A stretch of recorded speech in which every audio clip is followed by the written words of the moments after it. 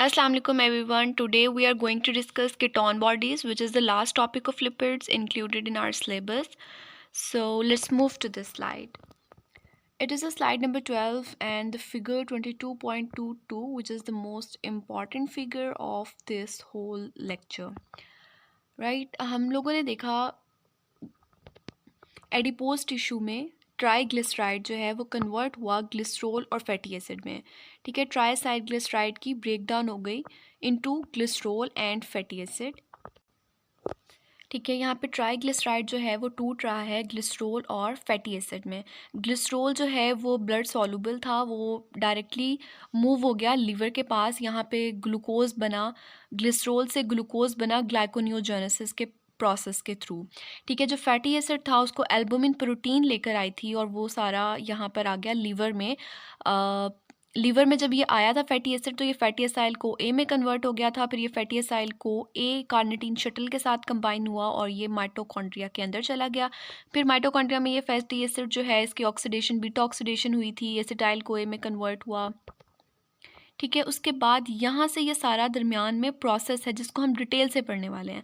ठीक है, acetyl co ए ketone bodies में कन्वर्ट हो रहा है. ठीक है, इसको हम डिटेल से पढ़ेंगे. अभी सिर्फ एक ओवरव्यू के लिए ये स्लाइड शेयर की है मैंने. एसिटाइल को ए जो है वो कीटोन बॉडीज़ में कन्वर्ट हो रहा है. अब जो फैटी एसिड है वो एसिटाइल को ए में कन्वर्ट हुआ थ्रू बीटा ऑक्सीडेशन. इसके पास आगे दो चॉइसेस हैं. या तो ये acetyl CoA TCA cycle में रन होगा और कन्वर्ट हो जाएगा, इवेंचुअली हमें इन द एंड एटीपी दे रहा होगा, या फिर ये एसिटाइल को ए कीटोन बॉडीज़ में कन्वर्ट हो जाएगा. ठीक है, जब हमारा ये सब हमारी बॉडी में ये सारा प्रोसेस कब होगा? जब हम फास्टिंग स्टेट में होंगे, जब हम स्टार्विंग स्टेट में होंगे, जब हम हाइपोग्लाइसीमिक होंगे, यानी ब्लड ग्लूकोज लेवल लो होगा, या फिर आप डायबिटिक पेशेंट्स हैं उनमें ये ऐसा होता है कि ब्लड ग्लूकोज लेवल लो होता है और उनके लिपिड्स कॉन्टीन्यूसली टूट रहे होते हैं टू गिव देम एनर्जी. अब ब्रेन के पास ये है कि वो ग्लूकोज को as a primary source of energy use करता है. ठीक है, और as a secondary source of energy वो कीटोन बॉडीज़ को यूज़ करता है. तीसरी वो कोई चीज़ as a source of energy use नहीं कर सकता. मसल सेल्स आपके they love to use fatty acid as a source of energy, लेकिन मसल सेल भी कीटोन बॉडीज़ को यूज़ कर सकते हैं as a source of energy. ठीक है, तो अब यहाँ पर जो कीटोन बॉडीज़ बनी थी माइटोकॉन्ड्रिया में, वो ट्रांसफ़र होंगी ब्लड स्ट्रीम के अंदर. This is a blood vessel. Blood stream में ट्रांसफ़र होके वो ब्रेन सेल के पास जाएंगी और कीटोन बॉडीज़ वापस टूटेंगी एसिटाइल को ए में. यहाँ पे एसिटाइल को ए से कीटोन बॉडीज़ बन रही थी. यहाँ दरमियान में क्या स्टेप हुए हैं, यहाँ तक हम लोग स्टेप्स पढ़ चुके हैं. यहाँ तक हम लोगों ने सारा पढ़ लिया है कि किस तरह से फैट सेल जो एडिपोज टिश्यू है, एडिपोसाइट्स हैं, उनमें ट्राईग्लिसराइड टूटते हैं, फैटी एसिड और ग्लिसरॉल बनता है. फिर फैटी एसिड और ग्लिसरॉल दोनों लीवर के पास आ रहे हैं, ग्लिसरॉल खुद ही आ जाता है. फैटी एसिड को एल्बुमिन प्रोटीन लेकर आती है, ग्लिसरॉल ग्लाइकोनियोजेनेसिस के प्रोसेस के थ्रू ग्लूकोज में कन्वर्ट हो जाता है. और जो फैटी एसिड है वो माइटोकॉन्ड्रिया में जाता है. फिर फैटी एसिड की बीटा ऑक्सीडेशन होती है, वो एसिटाइल को ए में कन्वर्ट होता है. यहाँ तक हम लोग सारा पढ़ चुके हैं. ठीक है, एसिटाइल को ए कीटोन बॉडीज़ में कैसे कन्वर्ट होता है ये हमारा आज का टॉपिक है. और कीटोन बॉडीज़ फिर brain as a source of energy कैसे यूज़ कर रहा है. कीटोन बॉडीज़ ब्लड वेसल में जाती हैं, फिर वहाँ से वो ब्रेन तक मूव करती हैं. अच्छा, फैटी एसिड ब्रेन के सेल में नहीं जा सकता. क्यों नहीं जा सकता? क्योंकि वो लाइक जो ब्रेन सेल मेम्ब्रेन है, it give fatty acid a hard time to move across it. तो फैटी एसिड ब्रेन सेल्स में ईजिली मूव नहीं कर सकता. ठीक है, इसलिए कीटोन बॉडीज ब्रेन यूज़ कर रहा है as a source of energy. Ketone bodies brain तक पहुंची, ब्रेन तक पहुंच के ये वापस एसिटाइल को ए में कन्वर्ट हुई और ये acetyl CoA TCA cycle में रन होगा और इवेंचुअली आपको एटीपी देगा और कार्बन डाइऑक्साइड और water as a by product मिल रहा होगा. कार्बन डाइऑक्साइड आप एक्सहेल कर देते हैं. This is what happening in brain cell. ये सारा काम हुआ था. ट्राईग्लिसराइड टूटा था ग्लिसरॉल और फैटी एसिड में, एडिपोसाइड के अंदर ये काम हुआ था. और फैटी एसिड की ऑक्सीडेशन कहाँ पे हो रही है? माइटोकॉन्ड्रिया ऑफ लिवर सेल में हो रही है. ठीक है, this is the most important pathway जो हमने सारा इस लेक्चर में, जो मोस्ट इंपॉर्टेंट पाथवे यानी जो ओवरऑल इस पूरे लेक्चर में हम बात करने वाले हैं उस सारे को उन्होंने समराइज़ कर दिया है इस पाथवे के थ्रू. इट इज़ फिगर 22.22 और ये स्लाइड नंबर 12 है. अब हम अपने लेक्चर को स्टार्ट से शुरू करते हैं.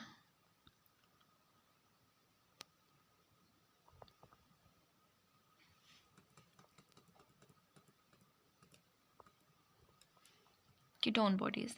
Ketone bodies can be regarded as water soluble, transportable form of acetyl units. Fatty acids are released by adipose tissue, are converted into acetyl unit by the liver.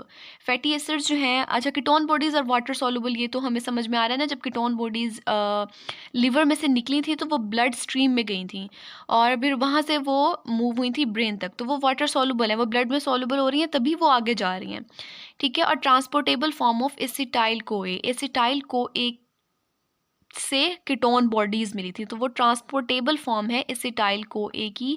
Like acetyl CoA यूं ही move out नहीं कर पा रहा, तो वो ketone bodies में convert होगा और कीटोन बॉडीज़ ब्रेन में जाएंगी और वो ब्रेन वापस उसे एसिटाइल कोए में कन्वर्ट होगा और एसिटाइल कोए फिर पूरा टीसीए साइकिल रन करेगा और हमें एनर्जी देगा।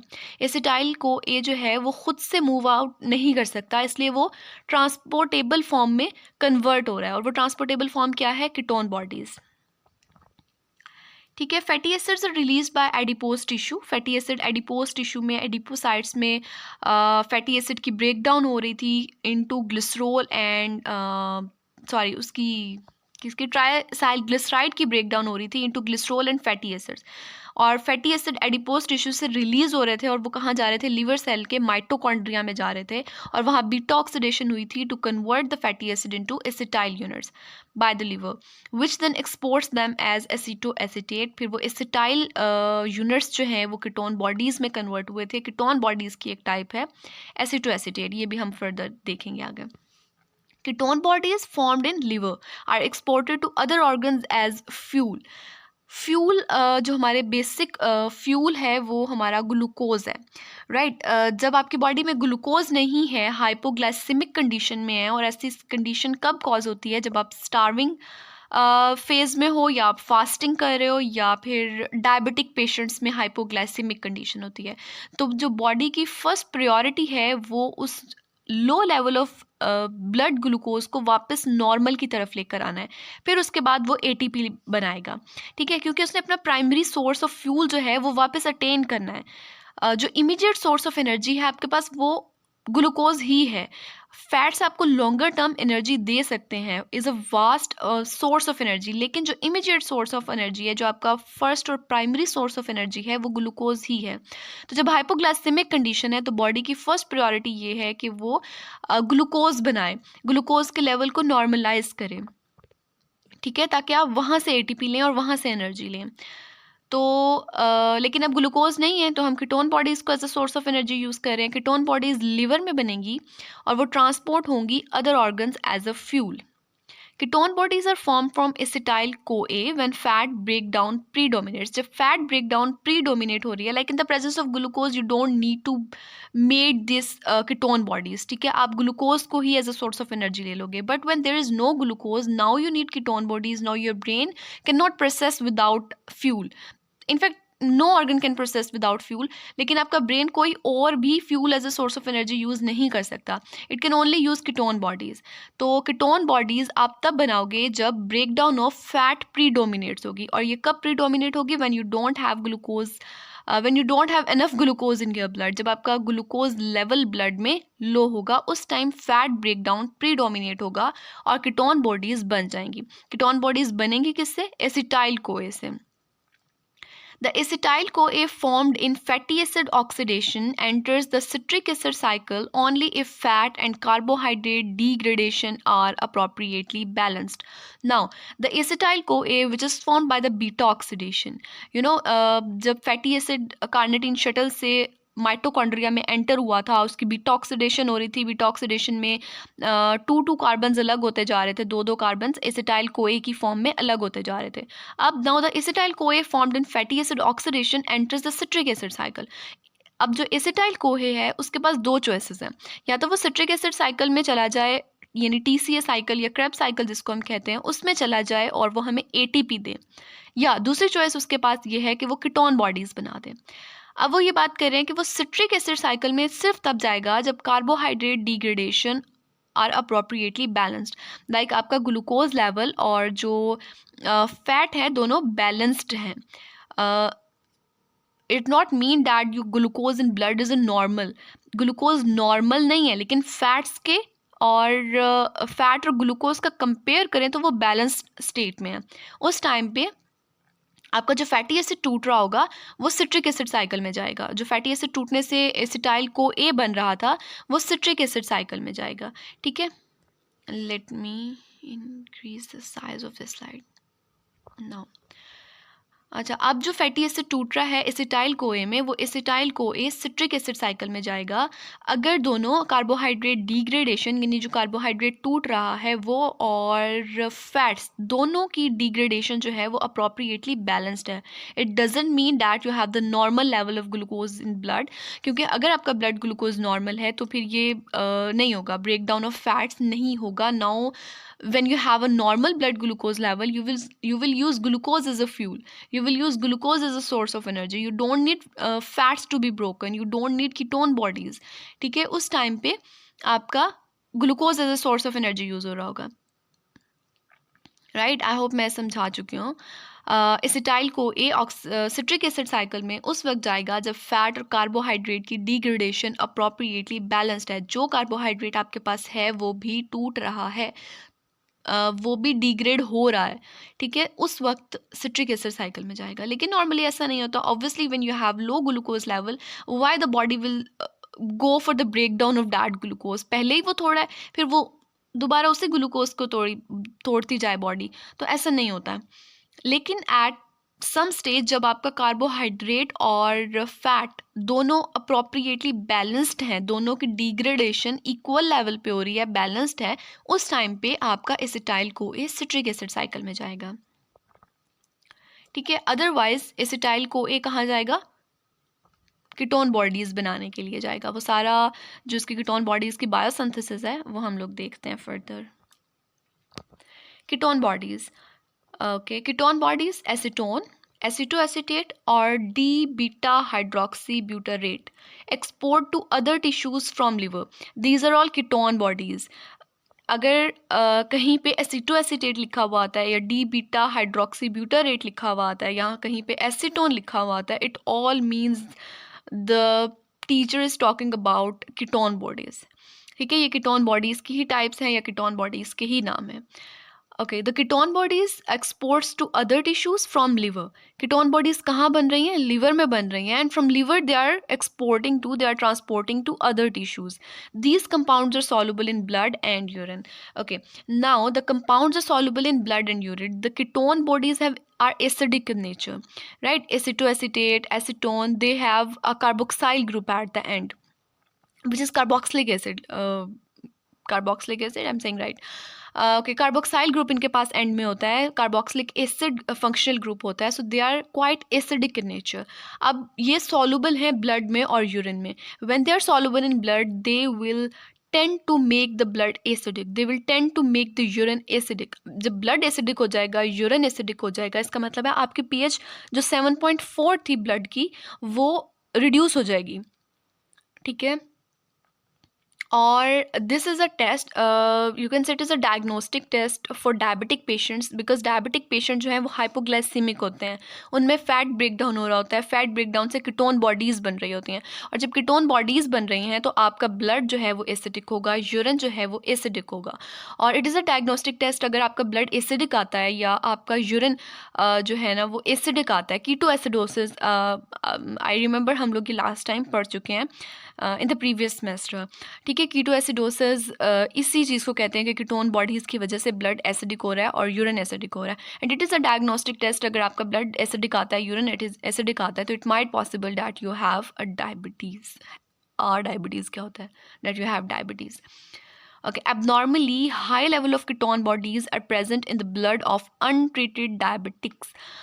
जो untreated diabetic patients हैं उनमें high level of ketone bodies होता है। ठीक है, जो ओके, अब हम ना बिल्कुल स्टार्ट से स्टार्ट करते हैं कि जब हम हाइपोग्लाइसिमिक थे तो क्या हो रहा था? ग्लूकागॉन रिलीज़ हो रहा था और उस ग्लूकागॉन ने ट्रिगर किया था एडिपोज के रिसेप्टर्स को, और फिर वहाँ से सारी ब्रेकडाउन स्टार्ट हुई थी। और जब आपका like blood glucose level normal है, जब आप वेल फेड स्टेट में हो तो उस टाइम पे इंसुलिन ट्रिगर होता है, ठीक है, और इंसुलिन ट्रिगर होता है और वो ग्लूकागॉन को इनहिबिट कर देता है। ग्लूकागॉन इज अ ट्रिगर जो कि ये सारी ब्रेक डाउन करवा रहा है फैटी एसिड की। इन द प्रेजेंस ऑफ इंसुलिन ये ब्रेक डाउन नहीं होगी, क्योंकि वो ग्लूकागॉन को इनहिबिट कर देगा। जब ग्लूकागॉन ही नहीं होगा, जब एडिपोज के पास, एडिपोज टिश्यूज़ के पास, एडिपोसाइट्स के पास कोई मैसेज नहीं जाएगा कि वो लिपिड को ब्रेक करें, तो ऑब्वियसली वो ब्रेक नहीं करेंगे, ठीक है। They need command to break the lipids, और जब उनके पास कमांड नहीं जा रही, हार्मोन ही नहीं रिलीज़ हो रहा, ग्लूकागॉन ही नहीं रिलीज़ हो रहा, तो वो उसको ब्रेक नहीं करेंगे।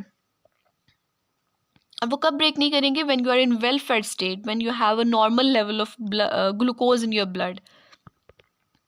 और जो डायबिटिक पेशेंट्स हैं उनके पास इंसुलिन नहीं होता, ठीक है, और इस वजह से उनकी जो, और अगर उनको अनट्रीटेड डायबिटिक पेशेंट्स आए, जो डायबिटिक पेशेंट्स हैं वो ले रहे होते हैं, इंसुलिन ले रहे होते हैं, ठीक है, और अगर वो नहीं लेते, अनट्रीटेड हैं, तो उनमें कीटोन बॉडीज़ हाई होती हैं, राइट। जब तक मुझे ओके राइट, जब तक मैं लाइक डायग्नोसिस नहीं होता कि डायबिटीज़ है, तो तब तक ऑब्वियसली मैं इंसुलिन नहीं ले रही होंगी, और फिर क्या होगा, ब्लड एसिडिक हो जाएगा, यूरिन एसिडिक हो जाएगा।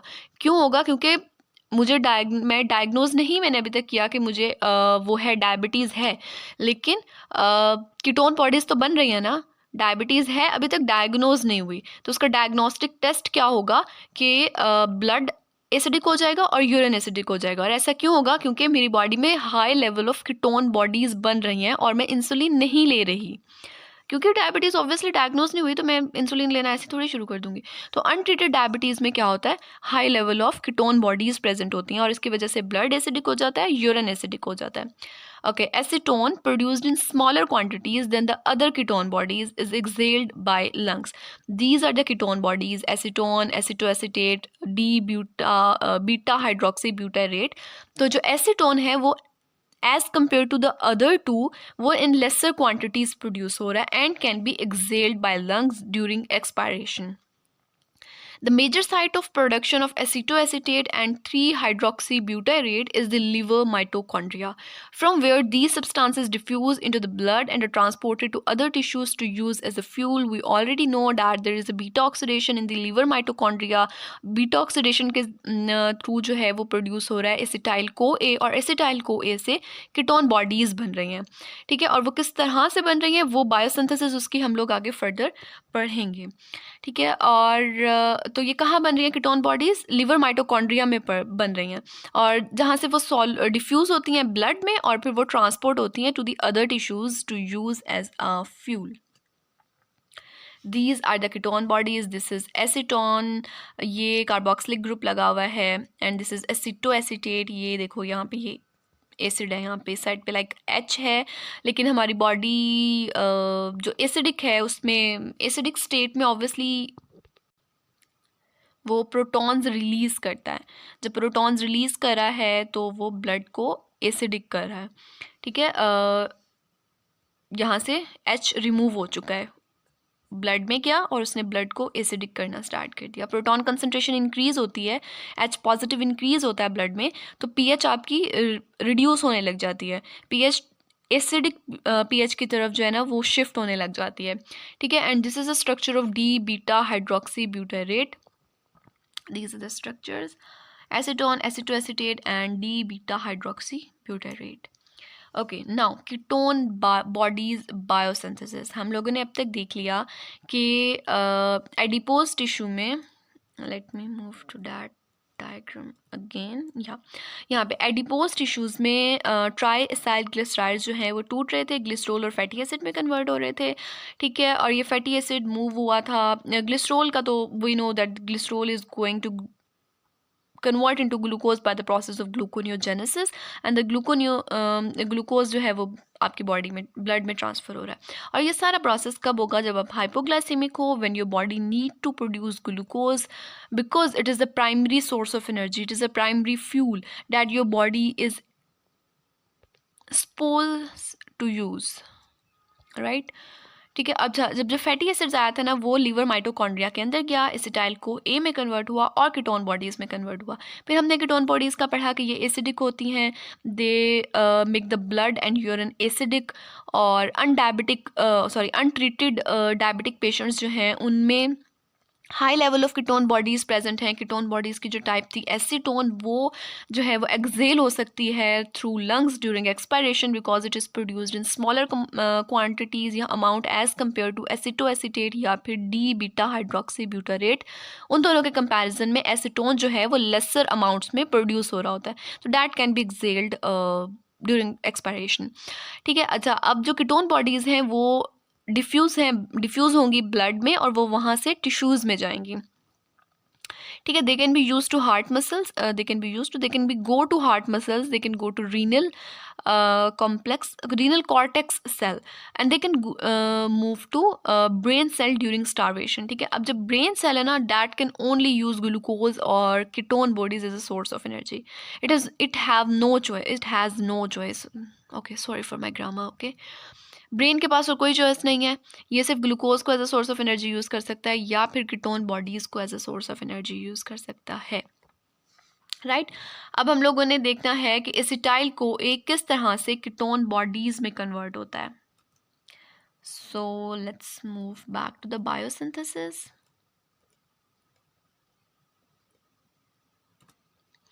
Okay, the first step in the formation of acetoacetate occurring in the liver is the enzymatic condensation of two molecules of acetyl-CoA.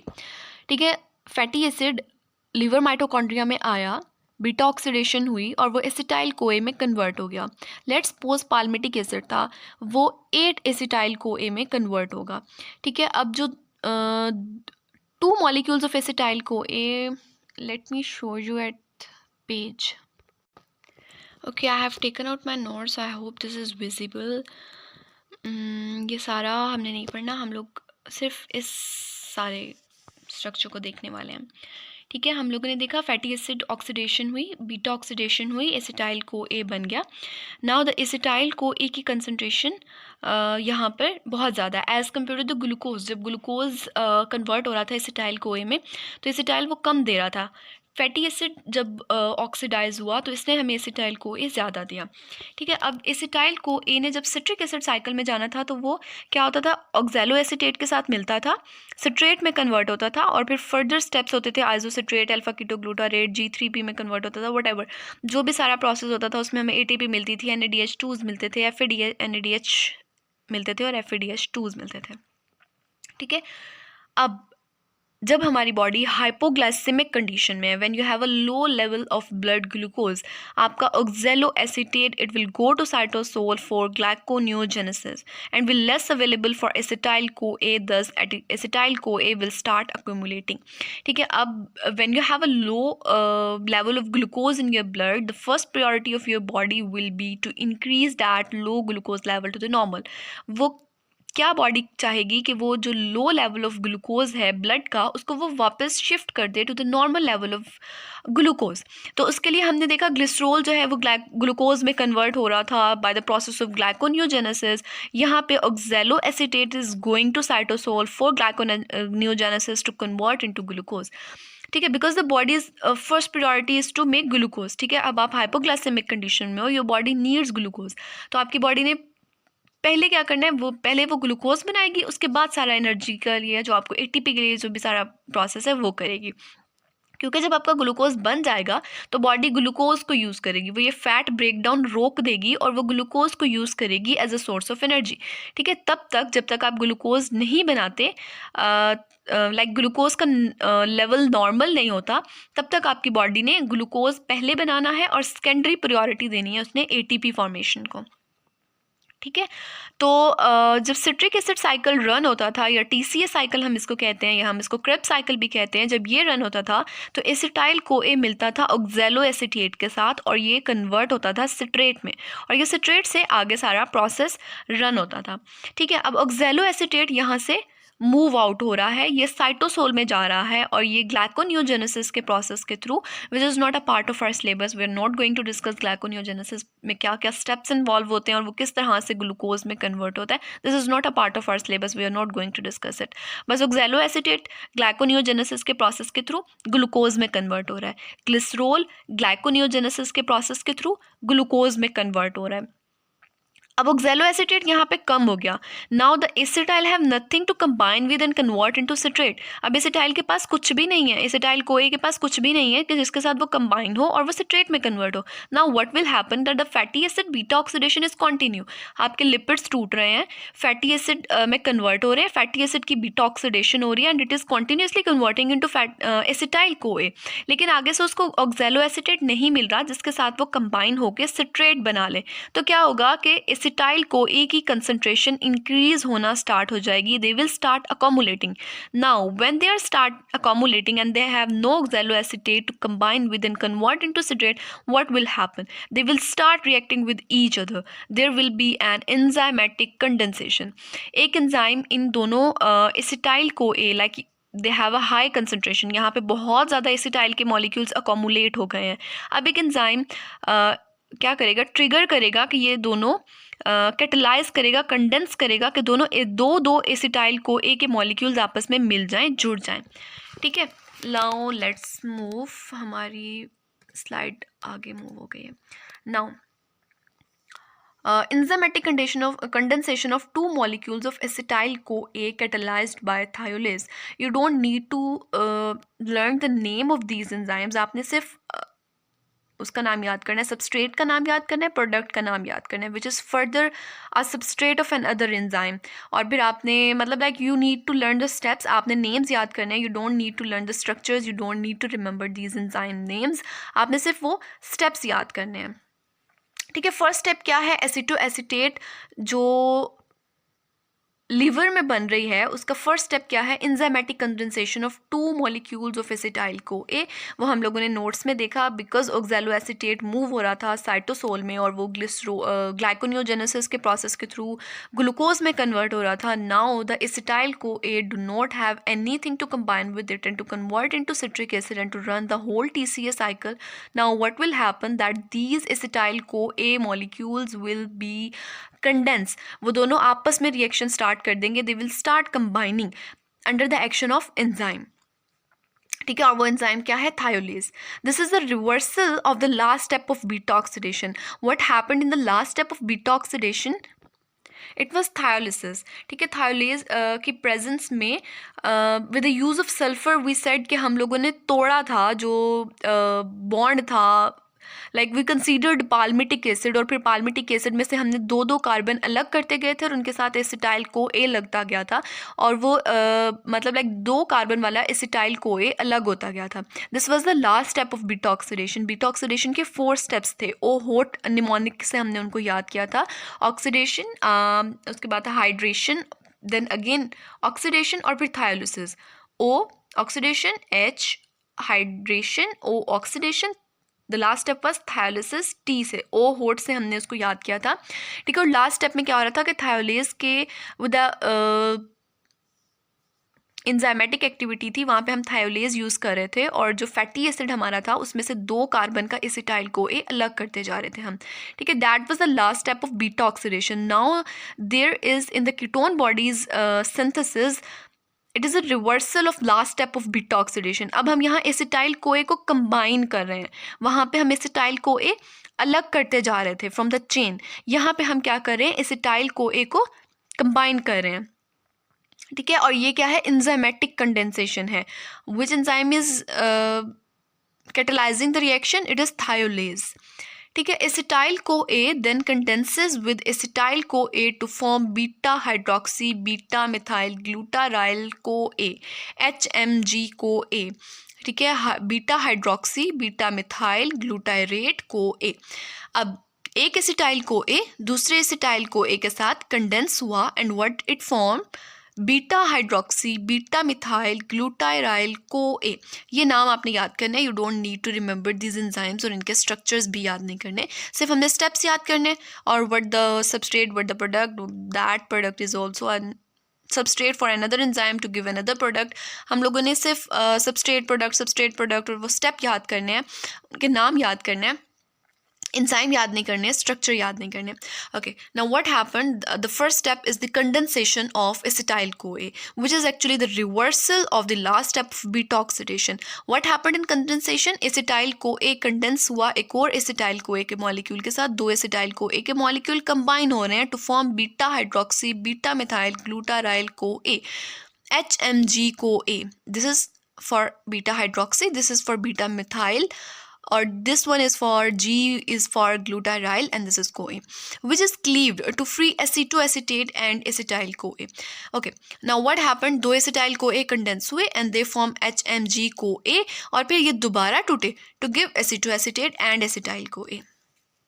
ठीक है, we will not see the structures, लेकिन हम समझने के लिए स्ट्रक्चर्स देख लेंगे कि किस तरह से क्लीव हो रहा है. लाइक दो एसिटाइल कोए मिलते हैं, फिर एक एसिटाइल कोए अलग हो जाता है, जो एक एसिटाइल कोए था वो कन्वर्ट हो जाएगा एसीटोएसिटेट में. Now how this is happened, हम स्ट्रक्चर के थ्रू इसको समझ सकते हैं, लेकिन हमने for exam point of view we are not required to learn this structures.